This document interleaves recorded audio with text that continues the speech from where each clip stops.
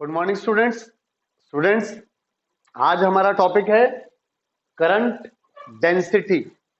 Current density very important topic, exam में अक्सर आता है। ये करंट डेंसिटी क्या होता है? करंट पर यूनिट एरिया। करंट पर यूनिट एरिया। कई बार हम सोचते हैं डेंसिटी, डेंसिटी का मतलब होता है डिवाइडेड बाय वॉल्यूम। डेंसिटी हमने क्या पढ़ा है? Mass upon volume. डेंसिटी हमने क्या पढ़ा है? Mass upon volume. Energy density क्या पढ़ा है? एनर्जी डेंसिटी हमने पढ़ा है एनर्जी अपॉन वॉल्यूम। लेकिन करंट डेंसिटी क्या होता है? करंट पर यूनिट एरिया। करंट पर unit area of the cross section of a conductor.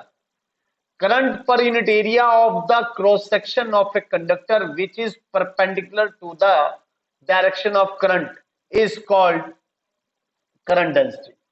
Is called current density. Students, मैं समझाता हूं। इफ क्रॉस सेक्शन एरिया, ये क्रॉस सेक्शन एरिया कोई वायर है, सर्कुलर क्रॉस सेक्शन उसका। If cross section area is perpendicular, इसका area vector कहां होगा? ये हो गया एरिया वेक्टर, और ये करंट।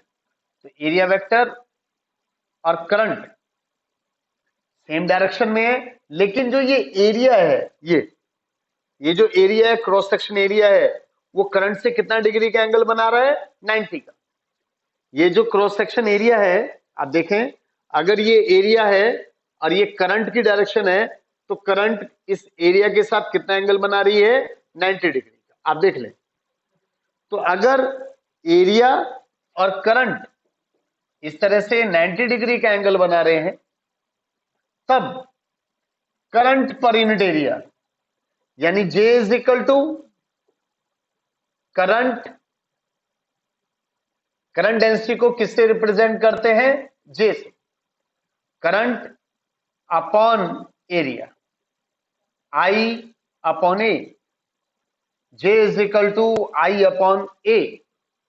लेकिन अगर ये एरिया, ये जो क्रॉस सेक्शन एरिया है, ये इस तरह से ना होकर, देखो इस तरह से करंट तो ऐसे ही जा रहा है, लेकिन एरिया इस तरह से, तो इसके ये एंगल बनाया क्योंकि area is a vector quantity. हम गॉसेस थ्योरम में पढ़ चुके हैं, area is a vector quantity. तो एरिया वेक्टर इस प्लेन के साथ कितना एंगल बनाएगा? नॉर्मल टू प्लेन 90 डिग्री का एंगल बनाएगा।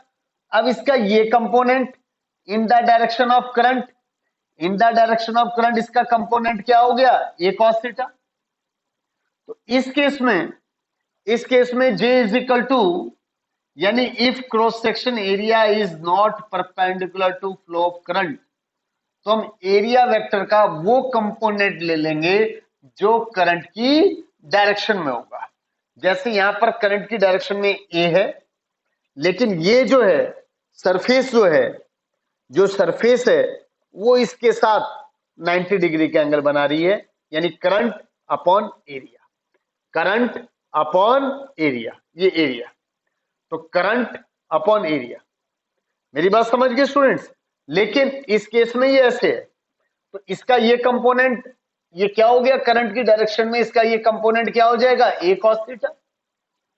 तो इस केस में J is equal to I upon A cos theta, या फिर लिख सकता हूं,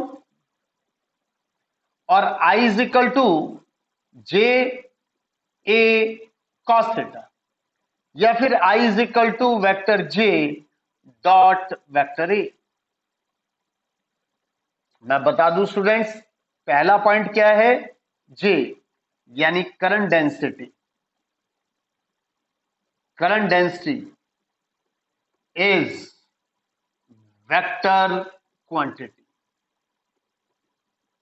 करंट डेंसिटी क्या है? वेक्टर क्वांटिटी है।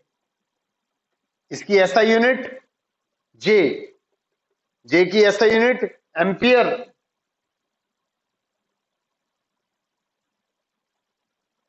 Metre square, ampere metre square. दूसरा students,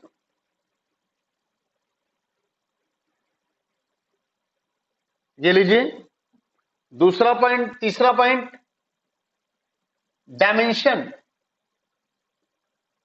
of current density.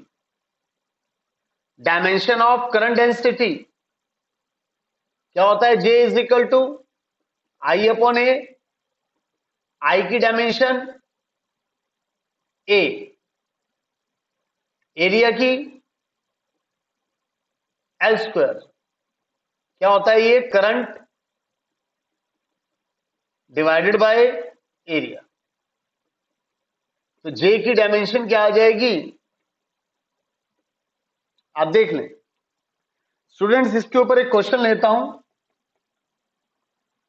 2 wire made of copper, 2 wire A and B made of copper have radius small r and 2r connected in series.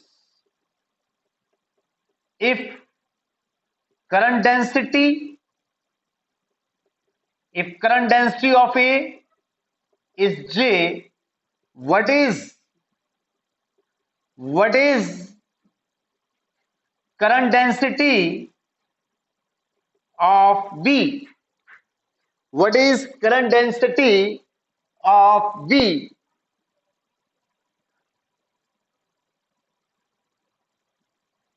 Students, ये लीजिए मेरे पास copper का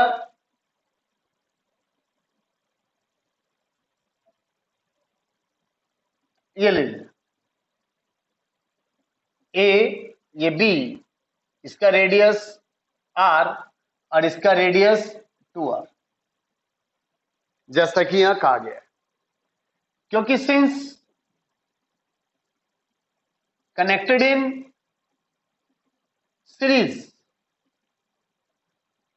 तो जो current इसके अंदर होगा वही करंट इसके अंदर होगा, क्योंकि सीरीज में करंट सेम रहता है। तो जे इज इक्वल टू क्या होता है? I upon A. तो I is equal to J 1A1 J2 A2। तो J1 ए पर कितना है? J, इसका एरिया कितना हो जाएगा? पाई आर स्क्वायर।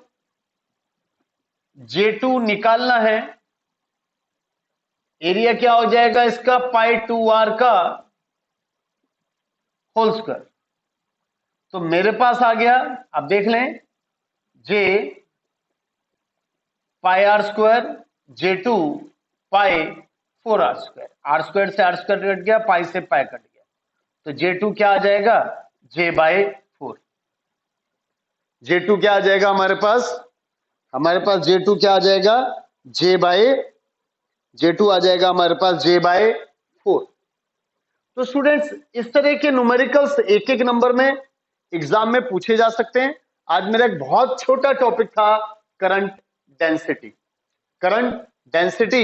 मैं इसमें एक रिलेशन और बताना चाहूंगा, इसी में एक रिलेशन और है। आइए, चौथा पॉइंट है Ohm's law in vector form. Ohm's law in vector form वो होता है J is equal to sigma E, जहां J क्या है? Current density. सिग्मा क्या है हमारे पास? कंडक्टिविटी। कंडक्टिविटी क्या होती है? Reciprocal of resistivity. और ये हमारे पास क्या है? Electric field. स्टूडेंट्स इसको अगले वीडियो में हम प्रूव करेंगे, ये भी बहुत इंपॉर्टेंट कंसेप्ट है, अगले वीडियो में हम इसको प्रूव करेंगे स्टूडेंट्स। तो इस तरह से मेरा आज का टॉपिक था करंट डेंसिटी। तो स्टूडेंट्स इसको ध्यान से पढ़ना है, इसके न्यूमेरिकल अच्छी तरह से करने हैं, फिर अगले वीडियो में मिलेंगे। Thank you very much.